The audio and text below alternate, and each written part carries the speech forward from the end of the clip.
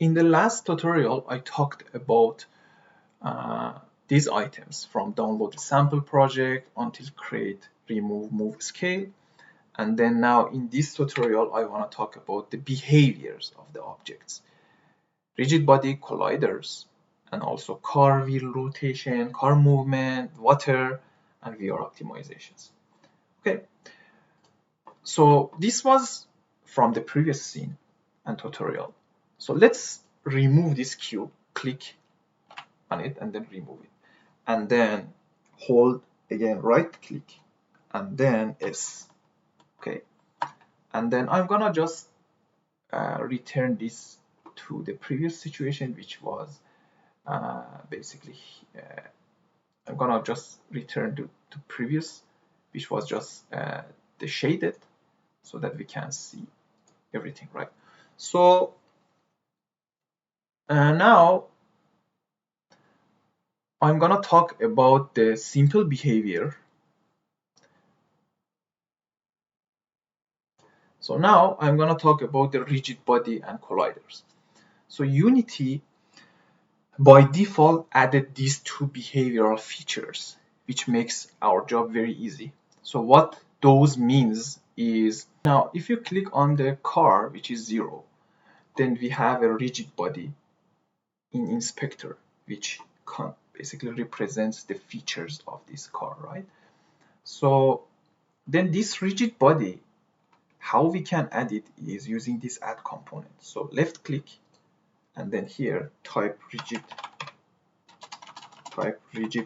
body, and then this is the rigid body. Click on it. So we have already, so we cannot add it, right? But it will add something like this. Then you see use gravity here, and then math, which represents the math of this car, right? So then what this rigid body does is, if I select this move tool here and then grab this car a little bit here and then go file and then save, just now go to sim. So you need to make sure that in Somos Unity controller this is unchecked. So run, then you will see that the car will fall first. See, fall on the ground. So this is gravity, and the rigid body, one of the tasks is this, and another task that the rigid body does is movement. So then if you go to the collider and then here the body, you will see that it has a body collider, right? So that this is for the collisions. Okay, so now if you simply select the ground and then just uncheck this mesh collider, okay, save, then run, then the car will fall and then it does not collide with the ground, it just falls, right? So this has basically the collider. The collider means that we are colliding with this, we can stay on it, or the same thing can happen with the trees, right? So we can collide or we can pass. Right now, if I just Control Z, it will, and then if I select this tree, okay, which is here, this tree, and then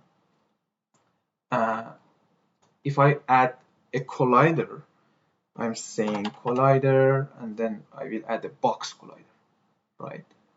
So then you will see here there is a little box collider, right? Something added. So now save, and now try to collide with this tree. W and then D. See, I cannot basically pass, right? But if I remove this collider, right, something like here and then remove, again go here, save, and then again play. So I am just moving, this time I move and then it will pass from this tree, there is no. So this is the impact of the collider. Okay.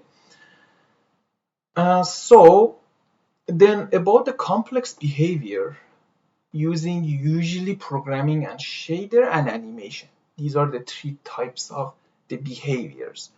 Let's say we want to give some behaviors to water, right, or fire, or wind, basically, or wheel rotations, right? So then I'm showing how this car wheel rotation or car movement based on the programming works. So let's say now I want to do another task. So just play.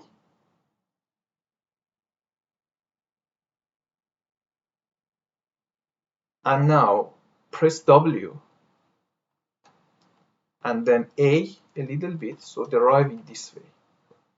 Now go to the C. So see, this car is moving, right? So just hold right click and then W, go in front of car. See how the car is moving, right? It has kind of animations. See? So the car is moving. So this is using the programming. So the way that we say to the car that moves is changing these positions. So when we put hold of W, it will change the positions of the car towards, for example, Y, right? Or the movements, the wheel rotations is also based on the rotation value of here. So we just rotate the wheels. So also the water. So let's go to waters. So here, click on the environment drop down button and then see visual, double click on it. Okay. And then so right now you need to hold right click, press E, so it will move vertically, and then again something like this, hold and then press W. If you wanna move faster, you need to hold shift as well. So hold right click, hold shift and W, so it will move faster to that area. Okay, so let's go to this area. So see these waters, how it moves, right? So this is using a code here. See, if I turn, basically uncheck this code in the water script, it doesn't show anything. See visual, and then it has this specific. Yes, and then right click on the water, edit script, it will open the Visual Studio. If it doesn't open, then what you need to do, go to the edit, preference, and then external tools here. And then you need to set Visual Studio 2022 here, right? So it will ask for, I think, restarting the Unity, then you need to restart and then come here. Then once again, go to the edit, then it will open the Visual Studio for you. And then here you will see all of this code is belonging to that functionality of the water, how the water looks and how it moves. So it's using the programming. And also if you go here and then click, for example, on some of these child objects, right? We call these are child objects. Then you will see this is here the material, and then it's shader. The shader is water. So this is an examples of the shader. So I showed you already programming and shader, right? Okay, so another very important topic is about the VR optimizations. And VR is different than normal games like car sims or racing games that you play in the PC, because VR needs to be optimized, which means that if you go here and then if you go to the if you just simply play, right, then you would see these options here, statistics, right? You can just on or off, and then this is very important. The first thing is the number of trees. So right now it's around 1 million here, and the vertices is 2.3. This means that in this screen, right, in this view, we have around 1 million of those lines, right? Each 3 lines represents 1 trees or triangle.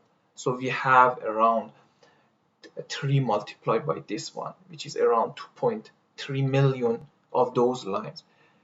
If those lines that I have already shown you, this wireframe, right? It's not showing there. These lines, less means that better performance. Lines more means that worse performance. So let's say these 3C, how they have, so let's move. Again, hold right click W, then move to this tree and then see how many lines.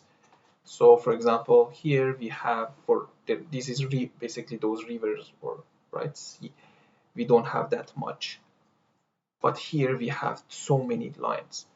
So first thing, the target trees should not be more than 1 million. So right now, for example, for this one is 1.4. It will produce laggy behavior.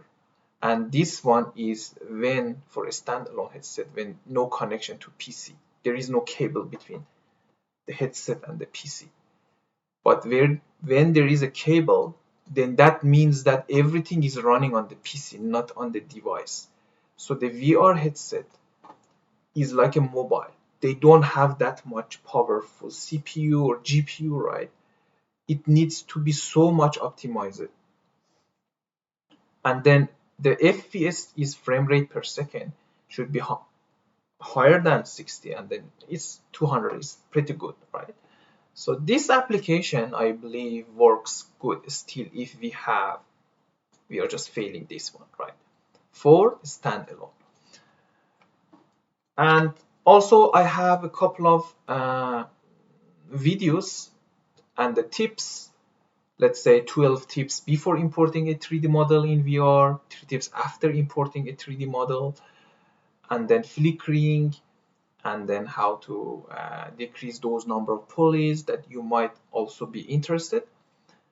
And then you can go and then check these things.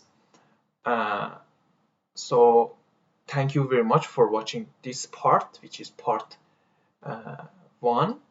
And then I will create other videos in future for part 2 to cover more topics on the VR.